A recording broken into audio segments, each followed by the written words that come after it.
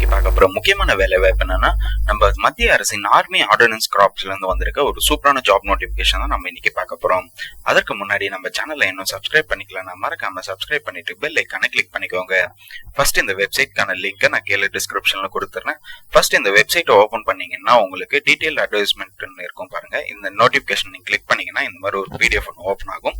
Open ஆன உடனே என்ன போஸ்ட், என்ன மாதிரி, எவ்வளவு வேகன்சி, எவ்வளவு சேலரின்னு சொல்லிட்டு கிளியரா இங்க மென்ஷன் பண்ணிருக்காங்க பாருங்க. மெட்டீரியல் அசிஸ்டன்ட் போஸ்ட்டுக்கு வந்துட்டு உங்களுக்கு டோட்டலா 19 வேகன்சி கொடுத்திருக்காங்க. சோ கம்யூனிட்டி வைஸா உங்களுக்கு பிரிச்சிருக்காங்க பாருங்க. யூஆர்இ, டபிள்யூசி, ஓபிஎஸ்சி, எஸ்சி, எஸ்டிக்கு வந்து தனித்தனியா பிரிச்சிருக்காங்க பாருங்க. சோ டோட்டலா 19 வேகன்சி கொடுத்திருக்காங்க. இதற்கு சேலரி பொறுத்த வரைக்கும் லெவல் 5ல 29,200 இருந்து 92,300 வரைக்கும் உங்களுக்கு ப்ரொவைட் பண்ணிடுவாங்க. ஜூனியர் ஆபீஸ் அசிஸ்டன்ட்டுக்கு வந்து பாத்தீங்கன்னா உங்களுக்கு 27 வேகன்சி சொல்லியிருக்காங்க. சேலரி பொறுத்த வரைக்கும் லெவல் 2ல 19,900 இருந்து 63,200 ரூபாய் வரையும் ப்ரொவைட் பண்ணுவாங்க. அதுக்கப்புறம் வந்து சிவில் மோட்டார் டிரைவருக்கு வந்துட்டு பாத்தீங்கன்னா உங்களுக்கு 4 வேகன்ட் கொடுத்திருக்காங்க. சேலரி பொறுத்த வரைக்கும் லெவல் 2ல உங்களுக்கு ப்ரொவைட் பண்ணிடுவாங்க. டெலி ஆபரேட்டர் கிரேட் 2ல வந்து பாத்தீங்கன்னா உங்களுக்கு 14 வேகன்சி கொடுத்திருக்காங்க. இதற்கு சேலரி பாத்தீங்கன்னா லெவல் 2ல உங்களுக்கு ப்ரொவைட் பண்ணிடுவாங்க. ஃபயர்மேன் பொறுத்த வரைக்கும் உங்களுக்கு 247 வேகன்சி கொடுத்திருக்காங்க. இது ஒரு ஹியூஜ் வேகன்சி தான். இது வேணா ட்ரை பண்ணலாம். லெவல் 2ல உங்களுக்கு சேலரி ப்ரொவைட் பண்ணிடுவாங்க. கார்பெண்டர் அண்ட் ஜாயினர் பாத்தீங்கன்னா உங்களுக்கு 7 வேகன்சி கொடுத்திருக்காங்க. இதுக்கு வந்து சேலரி உங்களுக்கு லெவல் 2ல உங்களுக்கு ப்ரொவைட் பண்ணிடுவாங்க. பெயிண்டர் அண்ட் டீகோடர் பாத்தீங்கன்னா உங்களுக்கு 5 வேகன்சி கொடுத்திருக்காங்க. இதற்கு சேலரி பொறுத்த வரைக்கும் 19,900 ரூபாய் கொடுக்கறேன்னு சொல்லியிருக்காங்க. அடுத்து வந்து எம்டிஎஸ் வந்து பாத்தீங்கன்னா மல்டி டாஸ்கிங் ஸ்டாஃப்க்கு வந்துட்டு 11 வேகன்சி இருக்கு உங்களுக்கு. இதற்கு சேலரி பொறுத்த வரைக்கும் லெவல் 1ல 18,000 இருந்து 56,900 ரூபாய் வரையும் ப்ரொவைட் பண்ணுவாங்க. ட்ரேட்ஸ்மேன் மேட்டுக்கு வந்து பாத்தீங்கன்னா உங்களுக்கு 389 வேகன்சி கொடுத்திருக்காங்க. இதற்கு லெவல் 1ல சேலரி உங்களுக்கு ப்ரொவைட் பண்ணிடுவாங்க. இதற்கு வந்துட்டு நம்ம சதர்ன் ரீஜன்ல எவ்வளவு வேகன்சி இருக்குன்னு பாத்தீங்கன்னா உங்களுக்கு ஜேஓஏல வந்து பாத்தீங்கன்னா ஒரு வேகன்ட் இருக்குன்னு சொல்லியிருக்காங்க. டெலி ஆபரேட்டர் கிரேட் 2ல 2 வேகன்ட், ஃபயர்மேன்ல 47 வேகன்ட்டும், எம்டிஎஸ்ல ஒரு வேகன்ட்டும், அதுக்கப்புறம் வந்து ட்ரேட்ஸ்மேன்ல 40 வேகன்சி. ஸோ டோட்டலா வந்து பாத்தீங்கன்னா உங்களுக்கு 90 வேகன்சி இருக்குன்னு சொல்லியிருக்காங்க. 91 வேகன்சி இருக்குன்னு சொல்லியிருக்காங்க. நம்ம சதர்ன் ரீஜன்ல பாத்தீங்கன்னா நம்ம வேலை வாய்ப்பு பொறுத்த வரைக்கும் உங்களுக்கு தமிழ்நாட்டிலேயே வேலை இருக்குன்னு சொல்லியிருக்காங்க. ஸோ நம்ம தமிழ்நாட்டிலேயே இதுக்கான வேலை வாய்ப்பு உங்களுக்கு ப்ரொவைட் பண்ணிடுவாங்க. இந்த வேலை வாய்ப்புக்கு பொறுத்த வரைக்கும் உங்களுக்கு ஆன்லைன்ல தான் நீங்க அப்ளை பண்ற மாதிரி இருக்கும். ஆன்லைன்ல பாத்தீங்கன்னா உங்களுக்கு 21 நாள் தான் இந்த அப்ளிகேஷன் ஓபன் ஆகும்னு சொல்லியிருக்காங்க. அதாவது இன்னில இருந்து நீங்க 22ஆம் தேதி வரைக்கும் தான் அந்த வேலை வாய்ப்புக்கு அப்ளை பண்ண முடியும். அதாவது 22 டிசம்பர் 2024 வரைக்கும் நீங்க அப்ளை பண்ணிக்கணும்னு சொல்லியிருக்காங்க.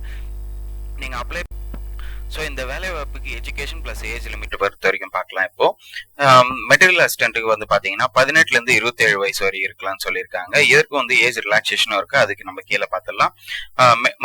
மெட்டீரியல் அசிஸ்டன்ட்டுக்கு பொறுத்த வரைக்கும் நீங்க ஏதாவது ஒரு டிகிரி முடிச்சிருக்கணும், இல்லைன்னா வந்துட்டு டிப்ளமோ மெட்டீரியல் மேனேஜ்மெண்ட் முடிச்சிருக்கணும், இல்லைன்னா டிப்ளமோ இன்ஜினியரிங்ல முடிச்சிருக்கணும்னு சொல்லியிருக்காங்க. அடுத்து உங்களுக்கு வந்துட்டு ஜூனியர் ஆபீஸ் அசிஸ்டன்ட்டுக்கு வந்து பாத்தீங்கன்னா 18ல இருந்து 25 வயது வரைக்கும் இருக்கணும்னு சொல்லியிருக்காங்க. இதுக்கு நீங்க வந்து 12th முடிச்சிருக்கணும்னு சொல்லியிருக்காங்க. பிளஸ் வந்துட்டு டைப்பிங் இருக்கணும்னு சொல்லியிருக்காங்க. டைப்பிங் பொறுத்த வரைக்கும் 35 வேர்ட்ஸ் பர் மினிட் நீங்க டைப் பண்ற மாதிரி இருக்கும். ஸோ இதுக்கு வந்து டெஸ்ட் உங்களுக்கு நடத்துவாங்க. சிவில் மோட்டார் டிரைவருக்கு வந்து பாத்தீங்கன்னா 18ல இருந்து 27 வயசு வரை இருக்கணும்னு சொல்லியிருக்காங்க. இதற்கு வந்துட்டு பாத்தீங்கன்னா நீங்க 10th பாஸ் பண்ணியிருந்தாலே போதுமானது. பிளஸ் வந்து சிவிலியன் டிரைவிங் லைசன்ஸ் நீங்க எடுத்திருக்கணும்னு சொல்லியிருக்காங்க. அதாவது ஹெவி லைசன்ஸ் இருக்கணும், பிளஸ் 2 இயர்ஸ் எக்ஸ்பீரியன்ஸ் இருக்கணும்னு சொல்லியிருக்காங்க.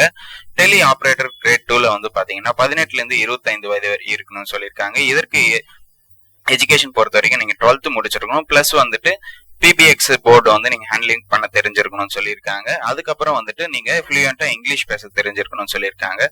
ஃபயர்மேன் பொறுத்த வரைக்கும் நீங்க 18ல இருந்து 25 வயது வரைக்கும் இருக்கலாம்னு சொல்லியிருக்காங்க. இதற்கு நீங்க ஜஸ்ட் 10th பாஸ் பண்ணியிருந்தாலே போதுமானதுதான்.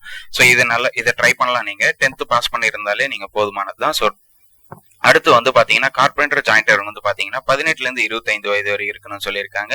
நீங்க 10th பாஸ் பண்ணிட்டு அதுக்கப்புறம் வந்து ஐடிஐ நீங்க 3 வருஷம் ட்ரைனிங் முடிச்சிருக்கணும்னு சொல்லியிருக்காங்க. ஐடிஐ நீங்க 3 வருஷம் கோர்ஸ் பண்ணியிருந்தா இந்த வேலை வாய்ப்புக்கு நீங்க அப்ளை பண்ணிக்கலாம். அடுத்து வந்து பெயிண்டர் டீகோடர் பாத்தீங்கன்னா உங்களுக்கு 18ல இருந்து 25 வயது வரை இருக்கணும்னு சொல்லியிருக்காங்க. எஜுகேஷன் பொறுத்த வரைக்கும் நீங்க 10th பாஸ் பண்ணிட்டு 3 வருஷம் வந்துட்டு நீங்க ஐடிஐ முடிச்சிருக்கணும்னு சொல்லியிருக்காங்க.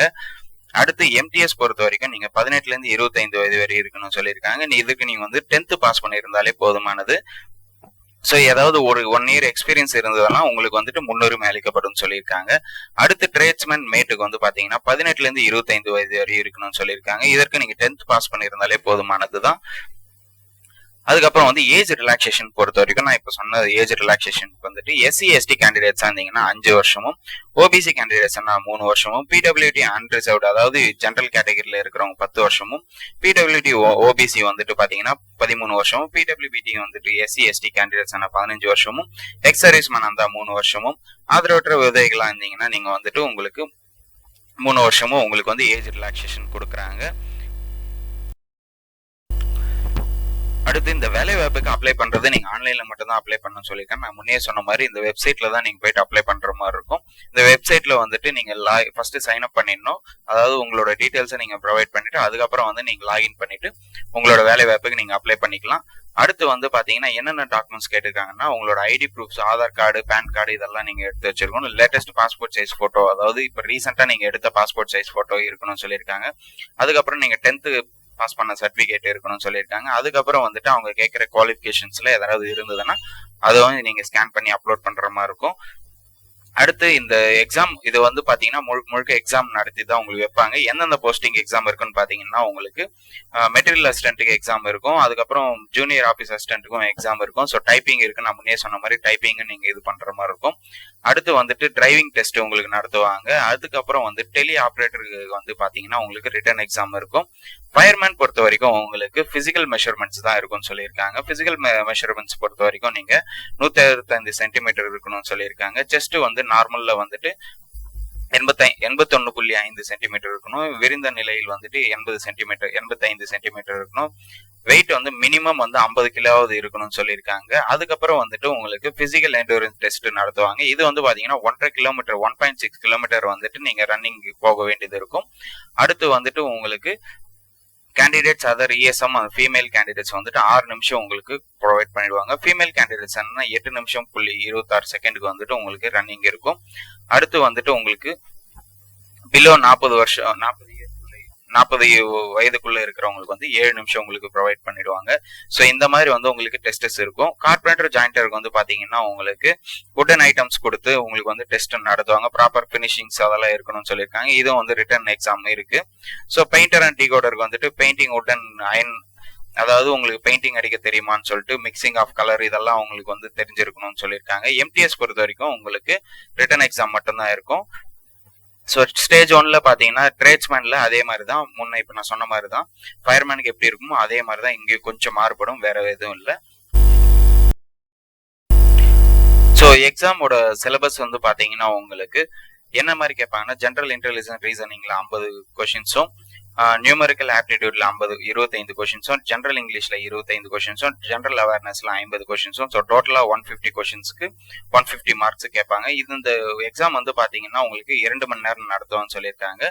20 நிமிஷம் வந்துட்டு PWD கேண்டிடேட்ஸ்க்கு, அதாவது ஹேண்டிகேப்ஸ் அவங்க அந்த பீப்புள்ஸ்க்கு வந்துட்டு உங்களுக்கு 20 நிமிஷம் எக்ஸ்ட்ரா உங்களுக்கு இது பண்ணுவாங்க. அதுக்கப்புறம் வந்துட்டு syllabus for post pay level 2ல வந்து பாத்தீங்கன்னா சேம் இதே மாதிரி தான் இருக்கும். உங்களுக்கு 150 கொஸ்டின்ஸ்க்கு 150 மார்க் கேட்பாங்க உங்களுக்கு. அடுத்தும் இதே மாதிரி தான் உங்களுக்கு பே லெவல் 5க்கும் உங்களுக்கு இதே மாதிரி தான் கேட்பாங்க. ஸோ வந்து சேலரிஸ் பொறுத்த வரைக்கும் உங்களுக்கு வந்துட்டு கிராஜுவேட் லெவல்ல உங்களுக்கு மாறுபடும், எக்ஸாம் பேட்டர்னே மாறுபடும். ஸோ இது வந்துட்டு அதுக்கப்புறம் வந்து சிலபஸ் பொறுத்த வரைக்கும் இங்க பேஜ் நம்பர் 13ல உங்களுக்கு கிளியரா மென்ஷன் பண்ணிருக்காங்க. இதை நல்லா படிச்சு பார்த்துட்டு அதுக்கப்புறம் இந்த வேலை வாய்ப்புக்கு அப்ளை பண்ணா பெட்டரா இருக்கும்னு சொல்றேன். ஓகே மக்களே, இந்த வேலைவாய்ப்பு பத்தி உங்களுக்கு வேற ஏதாவது டவுட் இருந்ததுன்னா கண்டிப்பா கமெண்ட் செக்ஷன்ல கமெண்ட் பண்ணுங்க. இந்த வீடியோவை நிறைய பேருக்கு ஷேர் பண்ணுங்க, லைக் பண்ணுங்க. மறக்காம நம்ம சேனலை சப்ஸ்கிரைப் பண்ணிட்டு பெல் ஐகானை கிளிக் பண்ணிக்கோங்க. தேங்க்யூ.